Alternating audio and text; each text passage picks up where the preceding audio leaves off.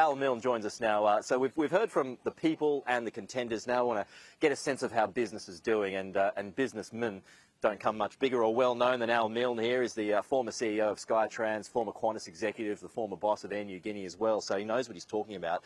Just from a business sense, Al, how are the people of the Far North doing? How have business been going over the past 3 years? Yeah, it's a good question, Pete. Of course, as you mentioned, we've had Warren Entsch sitting over the top of us, looking after us for the last 26 years and more.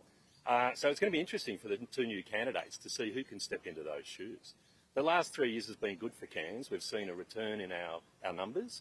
The airport's doing record passengers now, which is just fantastic. We're back above pre-COVID levels now. So it's looking really good for Cairns at the moment. Do you think either of the contenders are resonating that much? I mean, as you said there, Warren Entsch, he's such a big figure.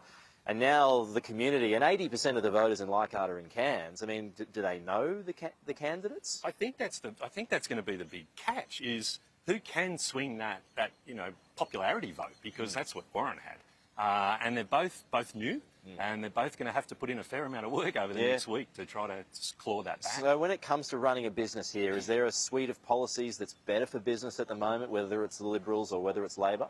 Yeah, look, that's an interesting question. Certainly from an aviation perspective, we're very keen to see what the parties are going to do for regional aviation. Since moving to Cairns 5 years ago, I've seen the importance of regional aviation, not just for Far North Queensland, but Australia as a whole. So any of the parties that are going to look at supporting regional aviation to make sure that the connectivity of those areas is maintained is going to be very important to us, and to our industry. When it comes to aviation and regional aviation in particular, of course, we had the story, the demise of Rex last year, which is being helped in some capacity at the moment.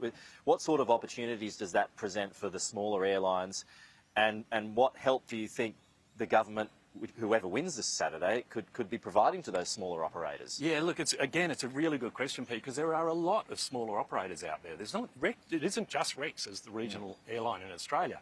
There's many. There's Skytrans in Cairns, for example, that provides an amazing service to the Far North, to Cape York, etc. That's where I think the government should be looking at, supporting these other profitable, well-managed, well-run airlines.